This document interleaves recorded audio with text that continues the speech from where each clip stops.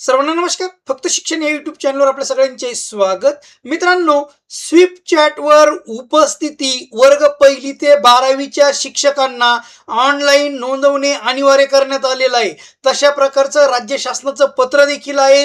ही उपस्थिती केवळ आपल्या महाराष्ट्रातच नव्हे तर संपूर्ण भारतामध्ये नोंदवली जात आहे.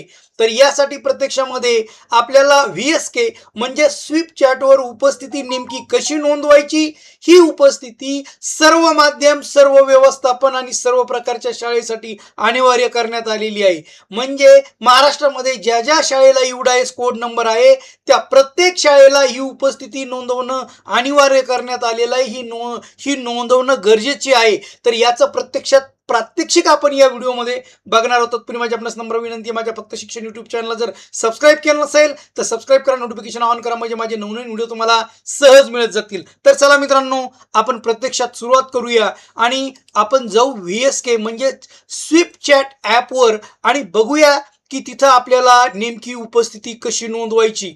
तर बघा मित्रांनो, या प्रकारे आपल्याला उपस्थिती नोंदवायची, आपण ते बघणार आहोत. इथं काय करायचंय आपल्याला, सगळ्यात अगोदर मित्रांनो आपल्याला जायचंय आपल्या मोबाईलमध्ये आल्याच्या नंतर आपल्याला जर तुमच्याकडे स्वीप चॅट ॲप असेल तर ठीक, नसेल तर सगळ्यात अगोदर आपल्याला आपल्या मोबाईलच्या प्ले स्टोअरमध्ये जायचंय. प्ले स्टोअरमध्ये जाऊन आपल्याला इथं प्ले स्टोअरवर स्वीप चॅट असं लिहायचंय. प्ले स्टोअरवर काय करायचंय, स्वीप चॅट असं लिहायचंय. आता मी लिहिलेलं अगोदर असल्यामुळे ते हिस्ट्रीत असल्यामुळे बा इथं स्वीप चॅट आलं. असं स्वीप चॅट टाका. असं टाकल्याबरोबर या पद्धतीनं आपल्याला इथं दिसायला लागेल आणि या पद्धतीनं आपल्याला त्याचा फेस येईल. बघा इथं सेकंड नंबरचं हे जे दिसतंय आपल्याला, हे सेकंड नंबरचं स्वीप चॅट हे ओपन करा. माझ्याकडे डाउनलोड आहे म्हणून ओपन करायचंय. तुम्हाला जर डाउनलोड नसेल तर अगोदर डाउनलोड करावं लागेल आणि हे ओपन केल्याबरोबर आतमध्ये एंट्री मारता क्षणी असं आपल्याला दिसायला लागतं. इथं आपल्याला येता आतमध्ये आल्या क्षणी आपल्याला इथं ते मोबाईल नंबर मागतं. मोबाईल नंबर आपल्याला या पद्धतीनं इथं मोबाईल नंबर टाकायचा.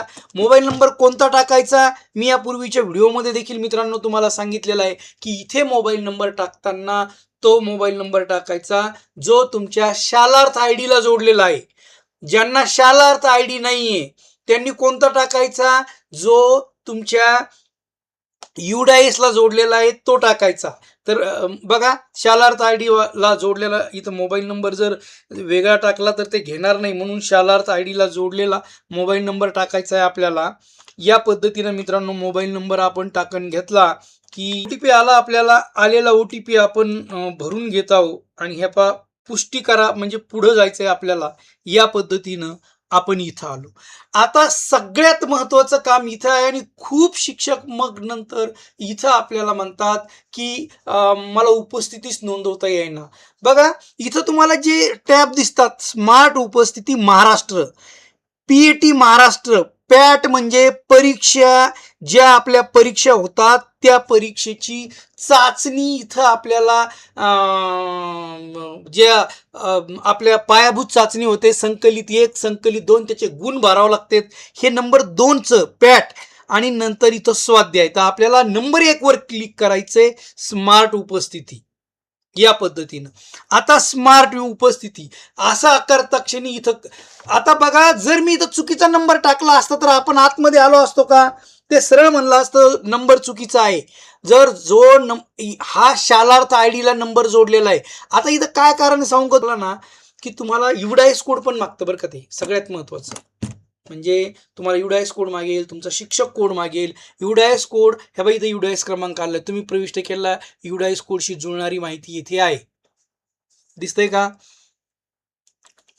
टाका म्हणून UDIS कोड टाकला की तुमच्या शाळेचं नाव देईल ते या पद्धतीने की तुमचा UDIS कोड क्रमांक हा आहे, तुमचा तालुका हे आहे, घनसावंगी आहे आणि तुमचा जिल्हा जालना आहे. होय, ही माझी शाळा आहे असं म्हटलं की नंतर पुढे ते म्हणतं तुम्हाला तुमचा शिक्षक कोड म्हणजे वेतन प्रणाली कोड टाका. तो कोड टाकला, शालार्थ आय डी टाकला की ते आपल्याला पुन्हा सांगतं की तुमचं नाव हे आहे आणि तुमचं पद असिस्टंट टीचर आहे. असं टाकलं की आपल्याला पुढं जाता येईल आणि नंतर मग वर्गवार विद्यार्थी उपस्थिती भरता येईल. इथं खाली आपल्याला बघा ते की खाली म्हणत आहे तुम्हाला तुमच्या वर्गाची निवड करा. ठीक आहे, चला इयत्ता पहिली निवडलं त्यांनी, अगोदर दुसरी निवडलं, नंतर पहिली निवडलं आणि मग आता आपल्याला ते म्हणतं ठीक आहे, पुढे जाण्याची वेळ आहे, फक्त सुरू ठेवा. या बटनावर क्लिक करा किंवा तुम्हाला होम मेन्यूवर परत जायचे असल्यास तुम्ही ते देखील करू शकता. सुरू ठेवा नोंदवता येईल. ओके. आता प्रश्न असा आहे की जिथं शालार्थ आय डी नाहीये, ज्यांच्याकडे शालार्थ आय डी नाही, विनाअनुदानित शाळा आहे किंवा स्वयं अर्थसहित शाळा आहे, त्यांनी इथं आतमध्ये आल्याच्या नंतर इथं मोबाईल नंबर टाकला, मोबाईल नंबर टाकून OTP टाकला ना आतमध्ये आल्याच्या नंतर इथं जसं त्यांनी UDIS कोड पण टाकावा लागणार तुम्हाला. UDIS कोड देखील टाकला. UDIS कोड टाकल्यानंतर तुम्हाला इथं यांना जसं हे मागितलं होतं, शालार्थ आय डी मागितला होता. इथं शालार्थ आय डी टाकल्यानंतर इथं मात्र प्रत्यक्षामध्ये शालार्थ आय डी टाकायचा नाहीये. इथं शालार्थ आय डी येत नाहीये कारण तुमच्याकडे शालार्थ आय डीच नाहीये. तर म्हणून तुम्हाला काय सांगितलेलं आहे की तिथं तुम्ही तुमचा जो UDISला मोबाईल नंबर जोडलेला आहे तो मोबाईल नंबर तिथं तुम्हाला टाकणे अनिवार्य आहे.